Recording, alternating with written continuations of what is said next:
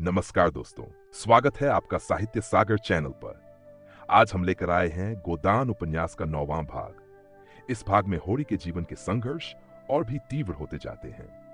जैसे जैसे कहानी आगे बढ़ती है, हम देखते हैं कि कैसे समाज की व्यवस्था और व्यक्तिगत संघर्ष होरी को नई चुनौतियों का सामना करने पर मजबूर करती हैं।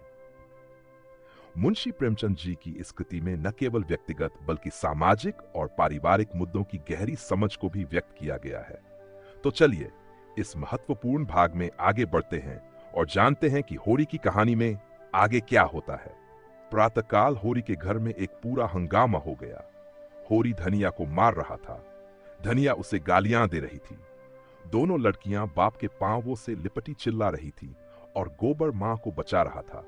बार बार होरी का हाथ पकड़कर पीछे ढकेल देता, पर ज्यों ही धनिया के मुंह से कोई गाली निकल जाती, होरी अपने हाथ छुड़ाकर उसे 2-4 घूंसे और लात जमा देता। उसका बूढ़ा क्रोध जैसे किसी गुप्त संचित शक्ति को निकाल लाया हो। सारे गांव में हलचल पड़ गई। लोग समझाने के बहाने तमाशा देखने आ पहुंचे। शोभा लाठी टेकता खड़ा हुआ। दातादीन ने डांटा, यह क्या है होरी, तुम बावले हो गए हो क्या? कोई इस तरह घर की लक्ष्मी पर हाथ छोड़ता है? तुम्हें यह रोग न था क्या? हीरा की छूत तुम्हें भी लग गई? होरी ने पालागन करके कहा, महाराज तुम इस वक्त न बोलो। मैं आज इसकी बांध छुड़ाकर तब दम लूंगा। मैं जितना ही तरह देता हूं उतना ही यह सिर चढ़ती जाती है। धनिया सजल क्रोध में बोली, महाराज तुम गवाह रहना। मैं आज इसे और इसके हत्यारे भाई को जेहल भेजवाकर तब पानी पीऊंगी। इसके भाई ने गाय को माहुर खिलाकर मार डाला। अब जो मैं थाने में रपट लिखाने जा रही हूं तो यह हत्यारा मुझे मारता है। इसके पीछे अपनी जिंदगी चौपट कर दी। उसका ये इनाम दे रहा है। होरी ने दांत पीसकर और आंखें निकालकर कहा, फिर वही बात मुंह से निकाली, तूने देखा था हीरा को माहुर खिलाते? तू कसम खा जा कि तूने हीरा को गाय की नांद के पास खड़े नहीं देखा। हां, मैं नहीं देखा, कसम खाता हूं। बेटे के माथे पर हाथ रख के कसम खा। होरी ने गोबर के माथे पर कांपता हुआ हाथ रखकर कांपते हुए स्वर में कहा, मैं बेटे की कसम खाता हूं कि मैंने हीरा को नांद के पास नहीं देखा। धनिया ने जमीन पर थूक कर कहा, थूरी है तेरी जुठाई पर। तूने खुद मुझसे कहा कि हीरा चोरों की तरह नांद के पास खड़ा था और अब भाई के पक्ष में झूठ बोलता है। थूरी है। अगर मेरे बेटे का बाल भी बांका हुआ तो घर में आग लगा दूंगी, सारी गृहस्थी में आग लगा दूंगी। भगवान, आदमी मुंह से बात कहकर इतनी बेशर्मी से मुकुर जाता है। होरी पांव पटककर बोला, धनिया गुस्सा मत दिखा, नहीं बुरा होगा। मार तो रहा है और मार ले। जा, तू अपने बाप का बेटा होगा तो आज मुझे मारकर तब पानी पिएगा। पापी ने मारते मारते मेरा भुरकस निकाल लिया, फिर भी इसका जी नहीं भरा। मुझे मारकर समझता है मैं बड़ा वीर हूं। भाइयों के सामने भीगी बिल्ली बन जाता है। पापी कहीं का, हत्यारा। फिर वह बैन कहकर रोने लगी। इस घर में आकर उसने क्या नहीं झेला, किस किस तरह पेट तन नहीं काटा, किस तरह एक एक लत्ते को तरसी, किस तरह एक एक पैसा प्राणों की तरह संचा, किस तरह घर भर को खिलाकर आप पानी पीकर सो रही। और आज उन सारे बलिदानों का यह पुरस्कार। भगवान बैठे ये अन्याय देख रहे हैं और उसकी रक्षा को नहीं दौड़ते। गज की और द्रौपदी की रक्षा करने बैकुंठ से दौड़े थे, आज क्यों नींद में सोए हुए हैं। जनमत धीरे धीरे धनिया की ओर आने लगा। इसमें अब किसी को संदेह नहीं रहा कि हीरा ने ही गाय को जहर दिया। होरी ने बिल्कुल झूठी कसम खाई है, इसका भी लोगों को विश्वास हो गया। गोबर को भी बाप की इस झूठी कसम और उसके फलस्वरूप आने वाली विपत्ति की शंका ने होरी के विरुद्ध कर दिया। उस पर जो दातादीन ने डांट बताई तो होरी परास्त हो गया। चुपके से बाहर चला गया। सत्य ने विजय पाई। दातादीन ने शोभा से पूछा, तुम कुछ जानते हो शोभा, क्या बात हुई? शोभा जमीन पर लेटा हुआ बोला, मैं तो महाराज 8 दिन से बाहर नहीं निकला।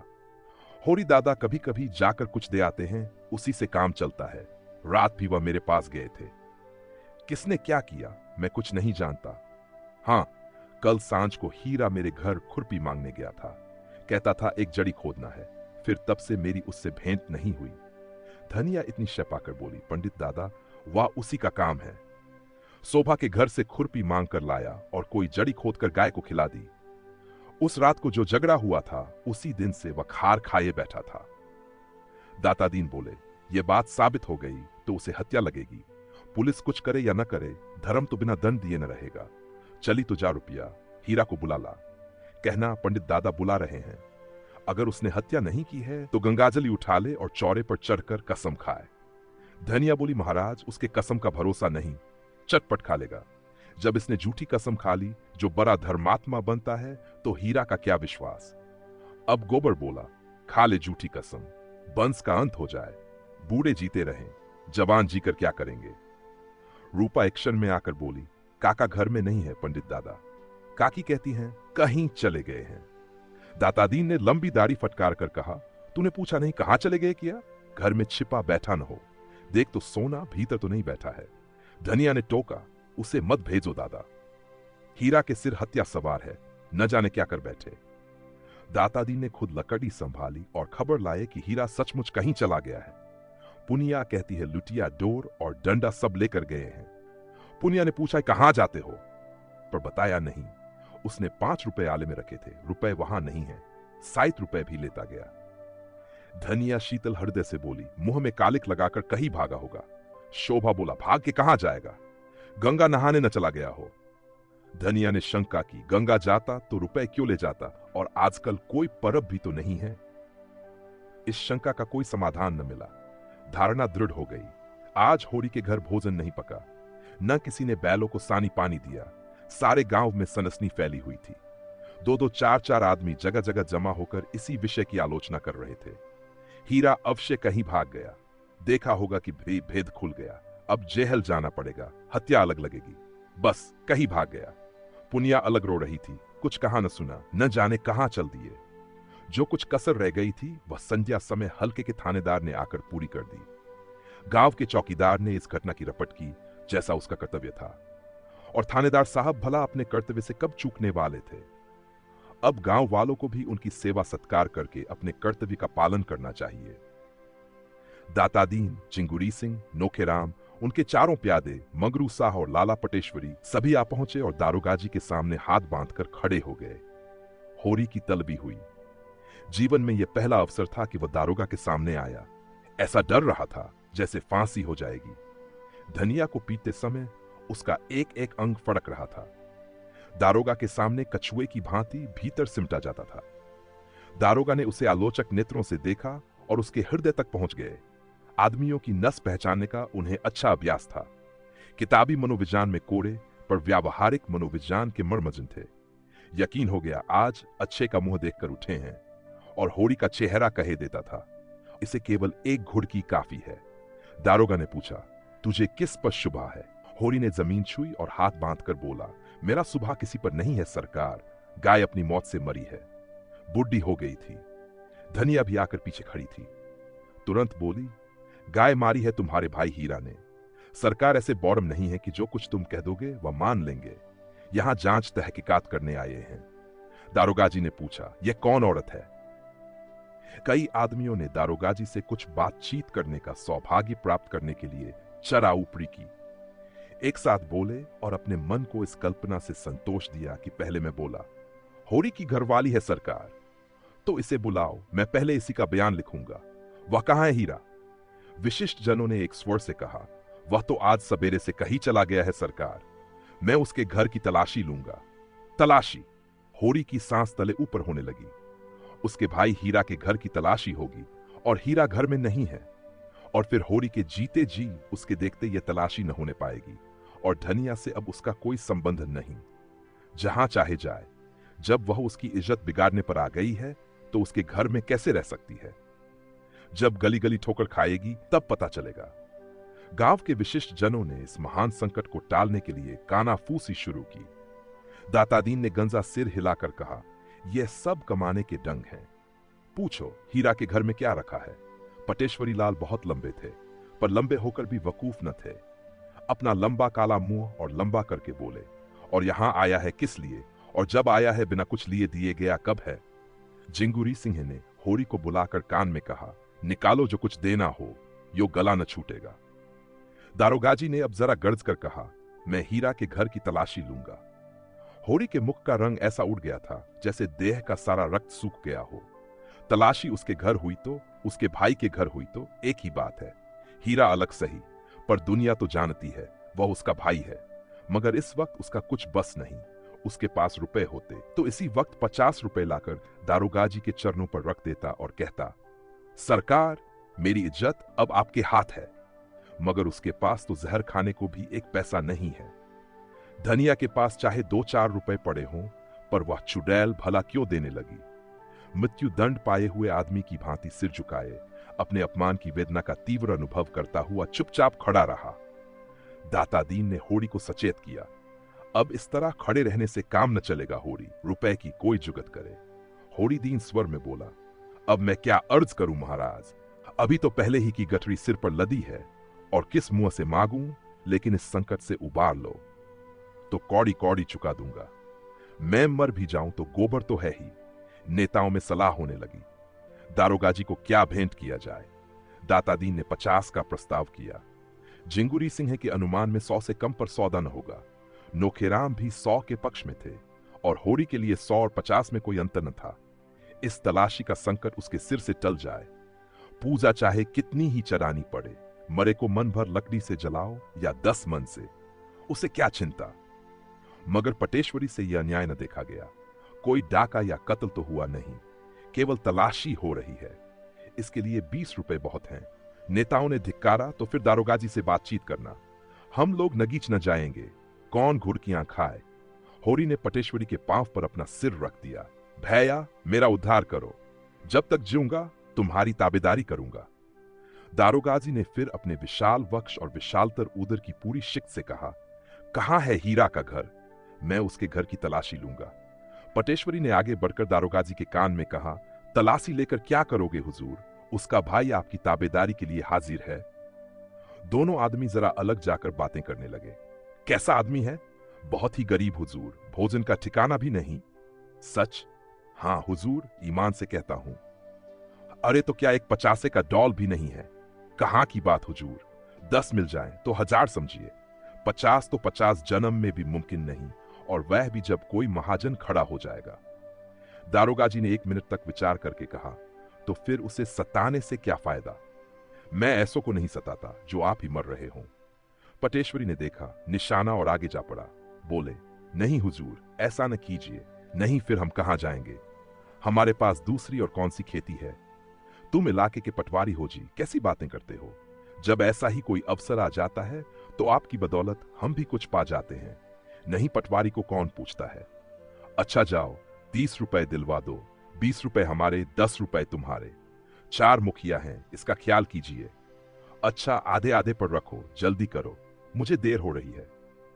पटेश्वरी ने जिंगुरी से कहा। जिंगुरी ने होरी को इशारे से बुलाया, अपने घर ले गए, 30 रुपए गिनकर उसके हवाले किए और एहसान से दबाते हुए बोले, आज ही कागज लिखा लेना।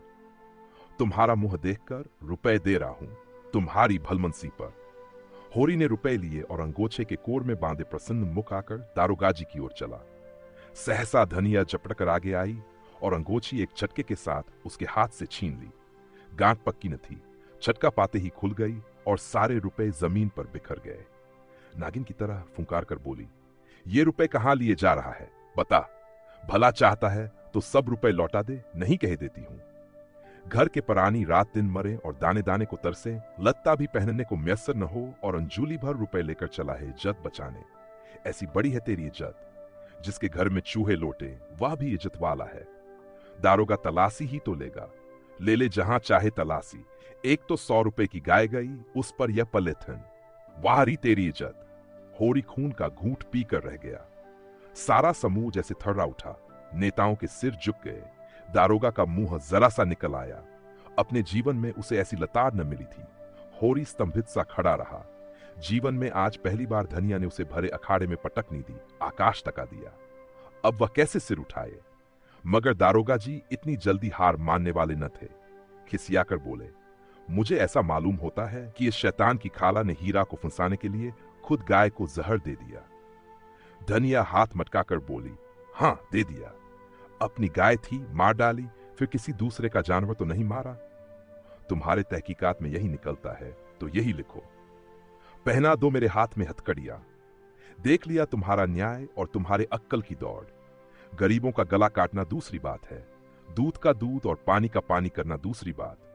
होरी आंखों से अंगारे बरसाता धनिया की ओर लपका। पर गोबर सामने आकर खड़ा हो गया और उग्र भाव से बोला, अच्छा दादा, अब बहुत हुआ, पीछे हट जाओ, नहीं मैं कह देता हूं, मेरा मुंह न देखोगे, तुम्हारे ऊपर हाथ न उठाऊंगा, ऐसा कपूत नहीं हूं, यहीं गले में फांसी लगा लूंगा। होरी पीछे हट गया और धनिया शेर होकर बोली, तू हट जा गोबर, देखूं तो क्या करता है मेरा।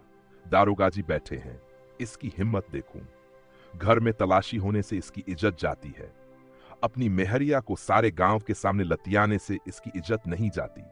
यही तो वीरों का धर्म है, बड़ा वीर है तो किसी मर्द से लड़, जिसकी बाह पकड़कर लाया उसे मारकर बहादुर न कहलाएगा। तू समझता होगा, मैं इसे रोटी कपड़ा देता हूं, आज से अपना घर संभाल, देख तो इसी गांव में तेरी छाती पर मूंग दलकर रहती हूं कि नहीं, और उससे अच्छा खाऊं पहनूंगी, इच्छा हो देख ले। होरी परास्त हो गया, उसे जात हुआ सत्री के सामने पुरुष कितना निर्बल व कितना निरुपाय है। नेताओं ने रुपए चुनकर उठा लिए थे और दारोगाजी को वहां से चलने का इशारा कर रहे थे। धनिया ने एक ठोकर और जमाई, जिसके रुपए हो ले जाकर उसे दे दो, हमें किसी से उधार नहीं लेना है, और जो देना है तो उसी से लेना, मैं दमड़ी भी न दूंगी, चाहे मुझे हाकिम के इजलास तक ही चढ़ना पड़े। हम बाकी चुकाने को 25 रुपए मांगते थे, किसी ने न दिया, आज अंजुली भर रुपए ठनाठन निकाल के दिए। मैं सब जानती हूं, यहां तो बांट बकरा होने वाला था, सभी के मुंह मीठे होते। ये हत्यारे गांव के मुखिया है, गरीबों का खून चूसने वाले, सूद ब्याज डेढ़ी सवाई नजर नजराना घूस खास जैसे भी हो, गरीबों को लूटो, उस पर सुराज चाहिए। जेल जाने से सुराज न मिलेगा, सुराज मिलेगा धर्म से, न्याय से। नेताओं के मुंह में कालिक सी लगी हुई थी, दारोगाजी के मुंह पर छाड़ सी फिरी हुई थी। इज्जत बचाने के लिए हीरा के घर की ओर चले। रास्ते में दारोगा ने स्वीकार किया, औरत है बड़ी दिलेर। पटेश्वरी बोले, दिलेर है हुजूर, कक्षा है, ऐसी औरत को तो गोली मार दे, तुम लोगों का काफिया तंग कर दिया उसने, 4-4 तो मिलते ही।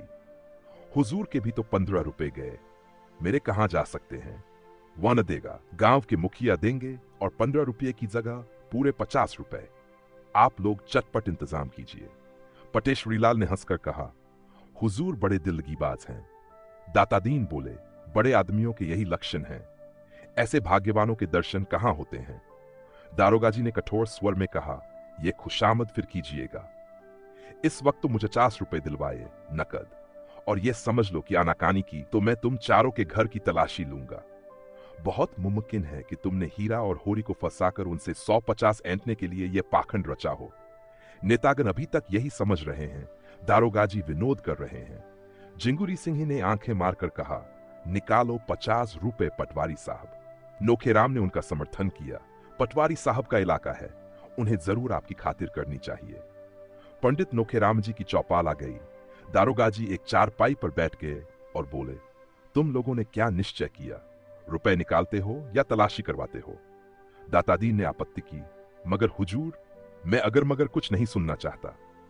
जिंगुरी सिंह ने साहस किया, सरकार ये तो सरासर, पल मैं 15 मिनट का समय देता हूं, अगर इतनी देर में पूरे 50 रुपए ना आए तो तुम चारों के घर की तलाशी होगी, और गंडा सिंह को जानते हो, उसका मारा पानी भी नहीं मांगता।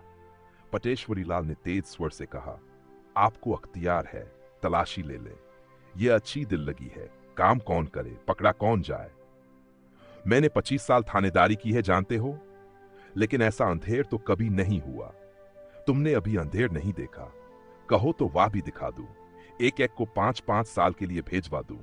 यह मेरे बाएं हाथ का खेल है, डाके में सारे गांव को काले पानी भेजवा सकता हूं, इस धोखे में न रहना।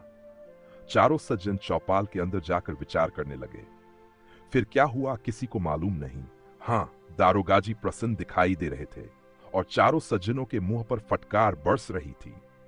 दारोगाजी घोड़े पर सवार होकर चले तो चारों नेता दौड़ रहे थे। घोड़ा दूर निकल गया तो चारों सज्जन लौटे, इस तरह मानो किसी प्रियजन का संस्कार करके श्मशान से लौट रहे हों। सहसा दातादी ने बोले, मेरा सरापन पड़े तो मुहन दिखाऊं। नोखेराम ने समर्थन किया, ऐसा धन कभी फलते नहीं देखा। पटेश्वरी ने भविष्यवाणी की, हराम की कमाई हराम में जाएगी। जिंगुरी सिन्हा को आजवर की न्यायप्रता में संदेह हो गया था।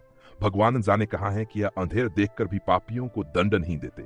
इस वक्त इन सज्जनों की तस्वीर खींचने लायक थी। दोस्तों, गोदान का 9वां भाग यहीं समाप्त होता है। इस भाग में होरी की जिंदगी के संघर्ष और भी गहरे होते जाते हैं और उसके सपने और उम्मीदें जैसे टूटते जाते हैं। मुंशी प्रेमचंद जी ने इस हिस्से में समाज की कड़वी सच्चाइयों को और स्पष्ट रूप से दिखाया है, जो हर पाठक को भीतर तक प्रभावित करती हैं। अगर आपको यह वीडियो पसंद आया हो तो लाइक करें, कमेंट करें और साहित्य सागर को सब्सक्राइब करें। जल्द ही हम लेकर आएंगे गोदान का 10वां भाग। तब तक जुड़े रहिए हमारे साथ। धन्यवाद।